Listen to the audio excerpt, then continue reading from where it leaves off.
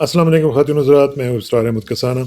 पाकिस्तान का सियासी मंज़रनामा as usual बहुत ही हॉट और बहुत ही एवर चेंजिंग सिनेरियो हम देख रहे हैं। एक तो ये है कि कल जो इस्लामाबाद हाई कोर्ट का डिसीजन आया, उसने सबको हिला के रख दिया, क्योंकि इस तरह का डिसीजन एक्सपेक्ट नहीं कर रही थी स्पेशली गवर्नमेंट।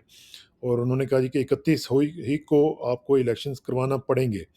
लेकिन फिर हमने देखा कि राना सनाउल्लाह साहब ने कहा कि नहीं, हम नहीं करवा सकते। और फिर वो इंट्रा कोर्ट अपील की भी बातें हो रही हैं और साथ-साथ मुख्तलिफ चीज़ें और भी डिस्कस की जा रही हैं।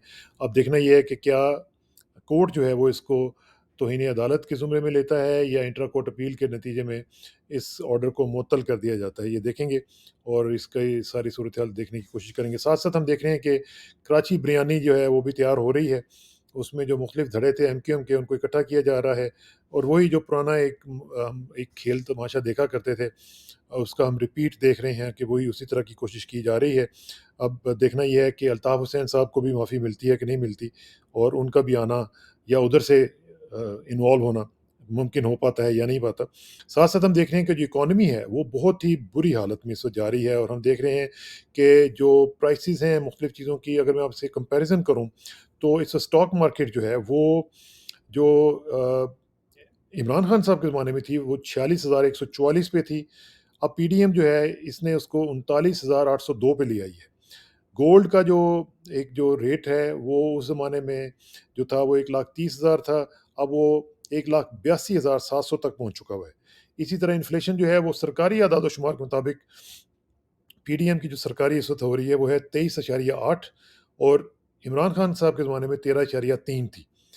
तो मुख्तलिफ चीज़ें हैं, ये मुख्तलिफ इंडिकेटर्स हम डिस्कस करेंगे आज, और पूरी तफ़सील से ज़रा पूरे सियासी मंज़रनामे को जाँचने की कोशिश करते हैं।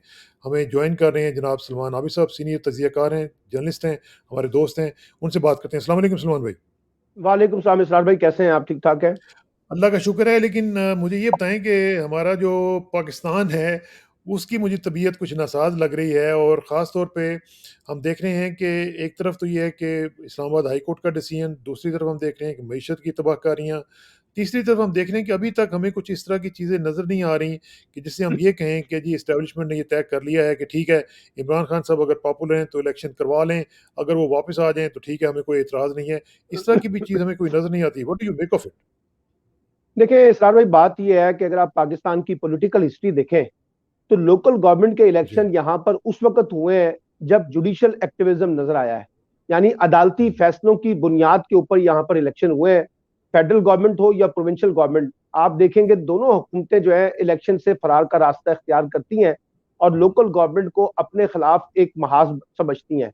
और इसी वजह से पाकिस्तान में लोकल गवर्नमेंट कभी भी पॉलिटिकल गवर्नमेंट के अंदर जो है वो ग्रो नहीं कर सकी। फौजी हुकूमतों में वो बनती हैं लेकिन उनकी अपनी सियासी जरूरत होती है।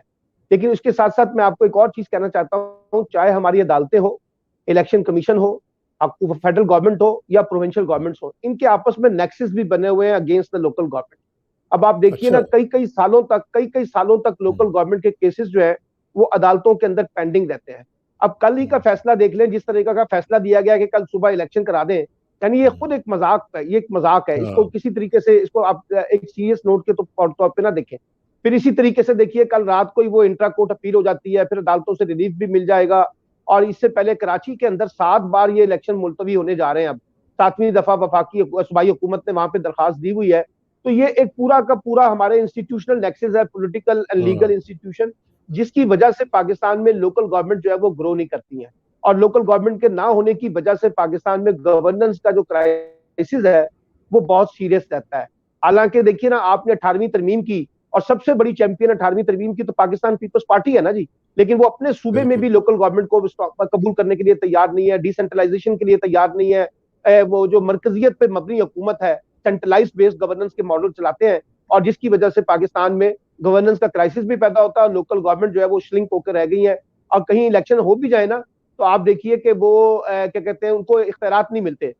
और मैं आपको अभी भी बता दूं, पाकिस्तान में इस वक्त एब्सेंस ऑफ लोकल गवर्नमेंट की मौजूदगी में आप ये कह सकते हैं कि यहाँ जमहूरियत मुकम्मल नहीं है।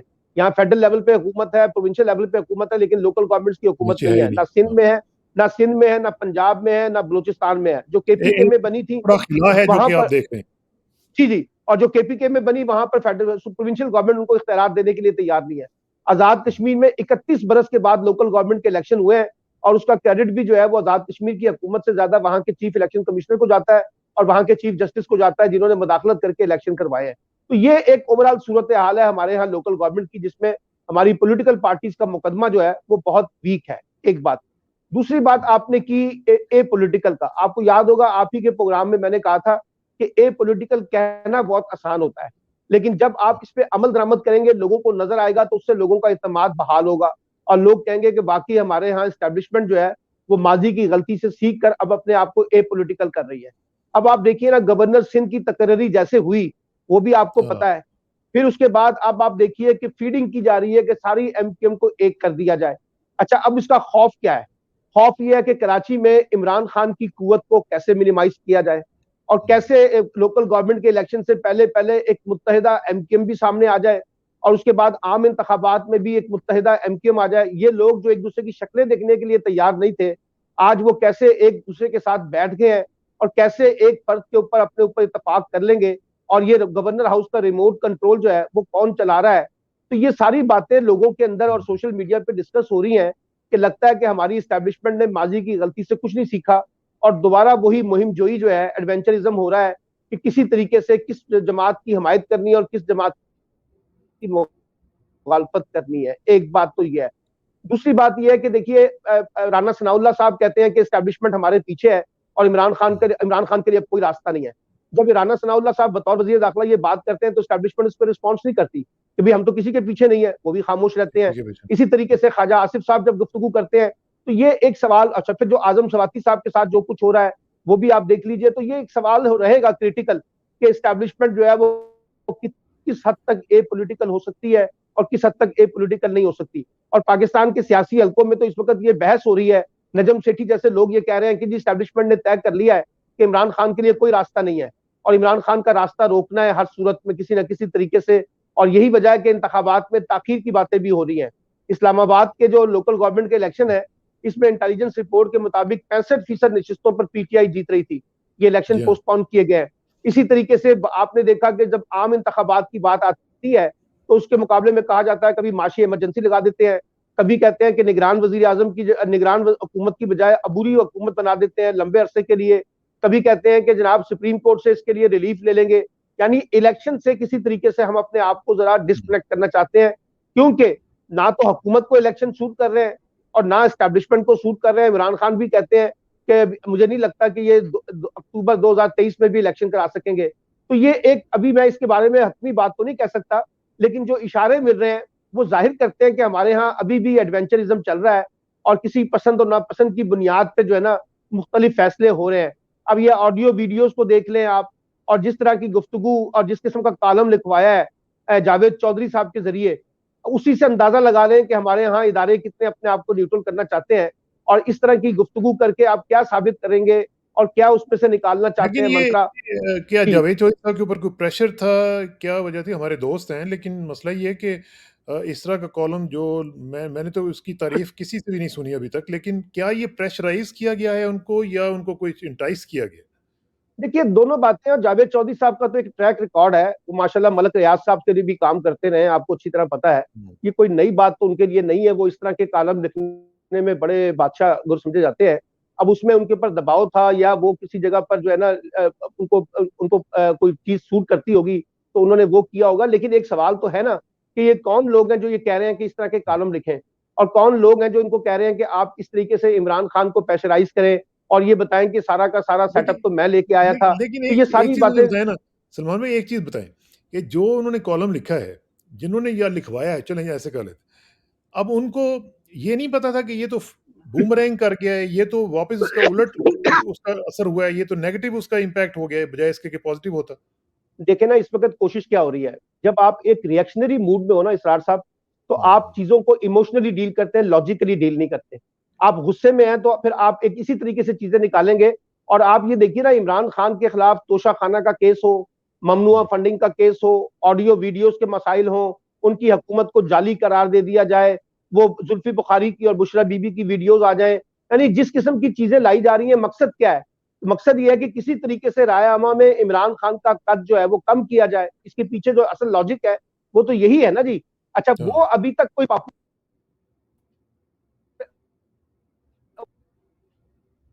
ओहो! वो सिग्नल में थोड़ी-सी कमी आई है, कोई गड़बड़ है? पॉपुलर, तो वो तो नहीं जी, हो रहे। इसलिए जी। इसलिए इसलिए बुनियादी तौर पे जो सवाल उठना चाहिए कि आप इमरान खान का सियासी मैदान में मुकाबला करें, सियासी अंदाज में, जमहूरी अंदाज में।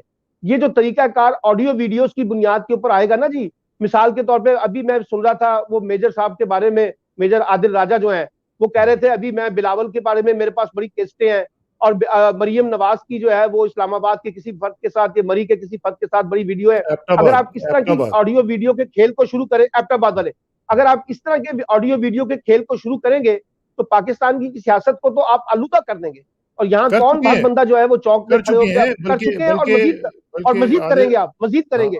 बल्कि आदिल ने तो एक और जो वीडियो की है उसमें उन्होंने बताया है कि जनरल फैज़ हमीद साहब के बारे में भी और जी जी। आर्मी चीफ जो साबिक हैं, उनके बारे में जो उनकी कारस्तानियाँ हैं, वो भी सामने आ रही हैं एलिजिडली। अब हमें पता नहीं है कि ये सच्ची बात है कि नहीं है, लेकिन एलिजिडली एंड रिपोर्टेडली बताया गया कि जिस तरीके से वो याशियाँ कर रहे थे और एक्ट्रेसेस जा रही थीं और तौबा इस्तगफार, पता नहीं क्या से क्या हो रहा था। पता नहीं इन्होंने हमारी सियासत को क्या बना दिया है।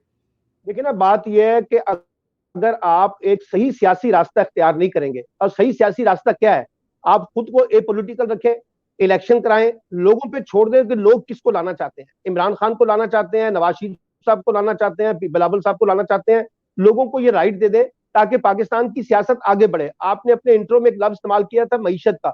अब आप मुझे बताइए ना, ये जो तजर्बाकार हुकूमत थी जिसने दावा किया था कि हमारे पास इमरान खान के मुकाबले में बसी तजर्बा है, हमारे कॉन्टेक्ट बहुत शानदार है, हमें आईएमएफ से डील करना आता है, मईशत को संभालना आता है, डॉलर 180 रुपए पे भी ले आएंगे, महंगाई का खात्मा भी कर देंगे। अब इन सब लोगों ने तो हाथ खड़े कर दिए ना।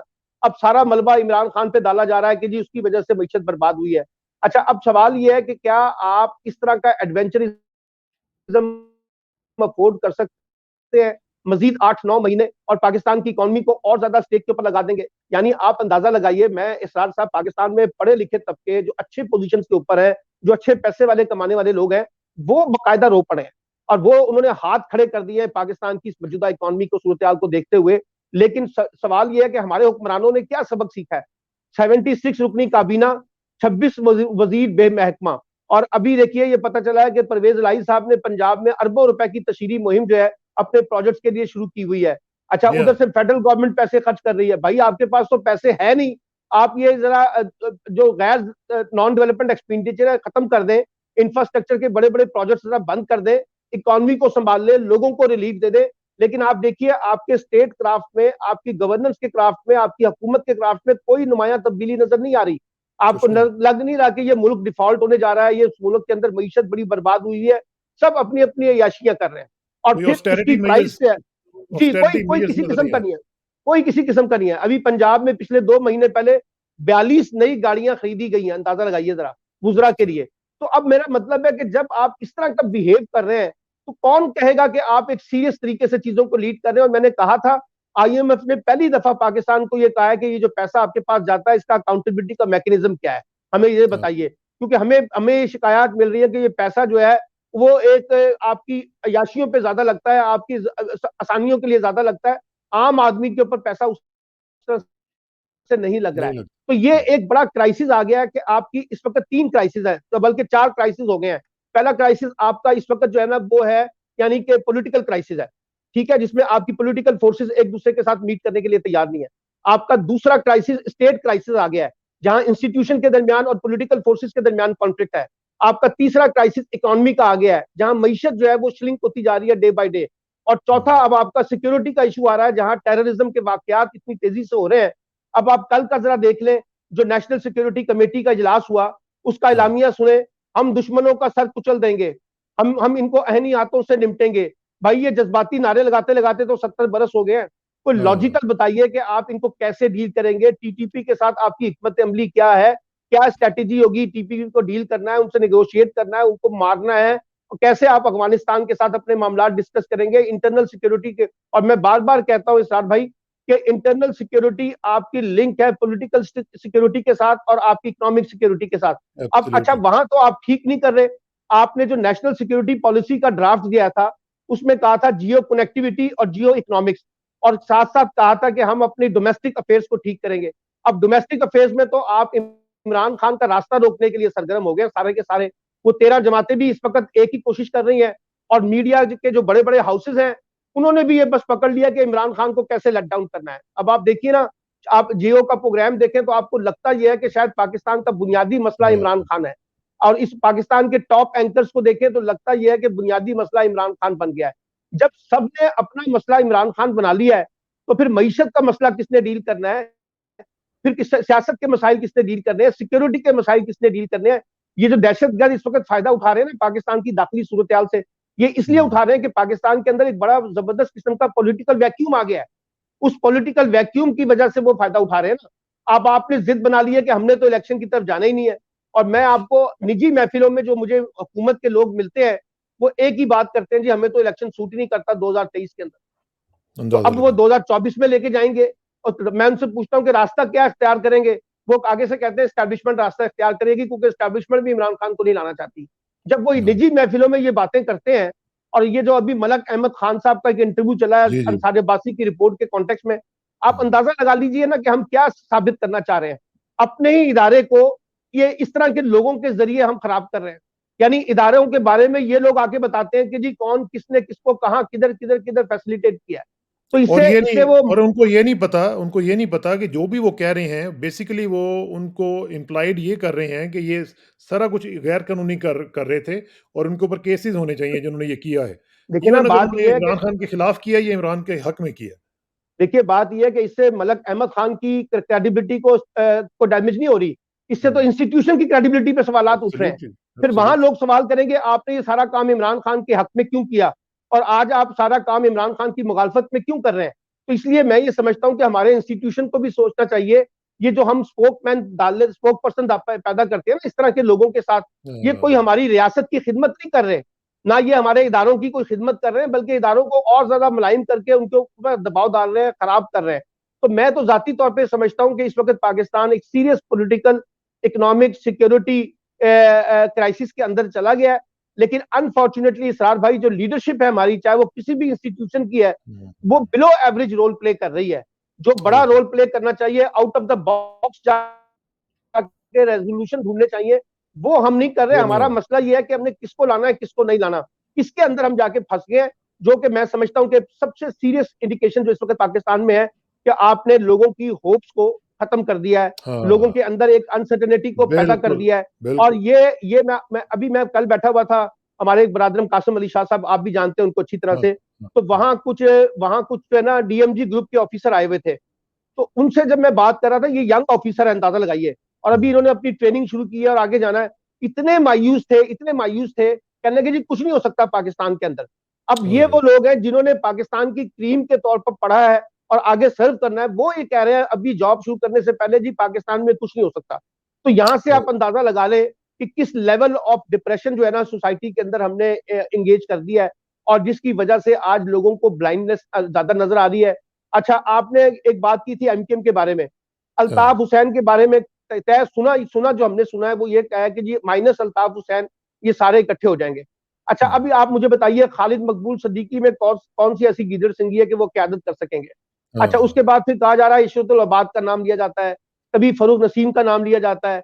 अल्टीमेटली ये कहेंगे अच्छा जी अल्ताफ हुसैन को ही लाना पड़ेगा क्योंकि इमरान खान हाँ, शायद ऐसे ना रुक सके। अच्छा, इसी हुँ, तरीके से आपने नवाज शरीफ साहब का और मरियम साहब का मामला देखा। अच्छा, अब मसला ये है कि एक तरफ आप ये कहते हैं कि जी लेवल प्लेइंग फील्ड होना चाहिए। अच्छा, अब वो लेवल प्लेइंग फील्ड का मतलब अगर ये है कि 2018 में इमरान खान को फ्रंट पे रखना था, बाकियों को पीछे रखना था, और हाँ, 2023 में आपने बाकियों को आगे रखना है और इमरान खान को पीछे रखना है, तो ये लेवल प्लेइंग फील्ड तो ना हुई ना जी। इसका मतलब तो यही है कि वो जो 70 साल से खेल जारी है, उस हो जा खेल रही को है। हमने किसी ना किसी शक्ल में कंटिन्यू रखना है। सिर्फ उसकी शक्लें बदलते रहेंगे और शक्लें नारा बदल रही लगा हैं। देंगे कि हम ए पॉलिटिकल हो गए हैं, लेकिन अफ़राद बदलते अंदरूनी रहेंगे तौर पे लेकिन गेम वही रहेगी। कोई नहीं होगी। तो और ये मैं आपको बताऊं, ये बुनियादी तौर पर इस वक्त सबसे बड़ी जिम्मेदारी मौजूदा जो हमारी अस्करी लीडरशिप है उसके ऊपर है कि वो हाँ, अपने आप को इन तमाम चीजों से डिस्कनेक्ट करें। और अल्लाह करे। जो भी मीडिया में लोग उनके बारे में ये परसेप्शन बिल्ड करते हैं ना कि जी स्टैब्लिशमेंट इमरान हुँ, खान के खिलाफ है, उनको फौरी तौर पर स्नप करना चाहिए कि जी हमारा ऐसा एब्सोल्युटली, कोई एजेंडा नहीं है, हमारा ऐसा कोई एजेंडा नहीं है, हमें बिला वजह इंगेज ना करें। ना करें। बिल्कुल ठीक है। लेकिन मोहन भाई लेकिन आपका अगर ये नहीं करते जी, लेकिन अगर ये नहीं करते तो फिर हम वही जगह पे खड़े हुए हैं जहां से हमने 2018 में सफर शुरू किया हुआ है, बकौल उसके के हाइब्रिड रिजीम है। तो फिर आप वो जो हाँ। आपको याद है ना, मुस्तफा नवाज खोकर साहब ने कहा है कि अगर इमरान खान का रिजीम हाइब्रिड था, तो ये हाइब्रिड प्लस रिजीम है जो इस वक्त मौजूदा हुकूमत के तौर पे काम ओह कर रहा हो, है। हो। और आपने देखा है कि जुल्फिकार खोसा साहब ने भी कह दिया है कि मैं बहुत सी बातें करना चाहता हूं और बहुत सा सच बोलना चाहता हूं, लेकिन पार्टी लिमिटेशन आगे आ जाती है, वरना इस मुल्क में तो हुँ। तमाशा लगा। तमाशा लगा हुआ है, अल्लाह करे कि आपने जो सही बात की है कि अपील की आपने बेसिकली आर्मी चीफ साहब से कि आप ज़रा थोड़ा इस बारे में सोचें। अल्लाह करे कि वो सोचें और इस पे अमल भी करें। आपका जी बहुत-बहुत जी, शुक्रिया सलमान भाई। इंशाल्लाह थैंक यू आपसे वेरी मच, राब्ता रहेगा। Thank you very much, thank you very thank you thank very you. Much, अस्सलाम थैंक यू। वालेकुम। खुदा हाफ़िज़।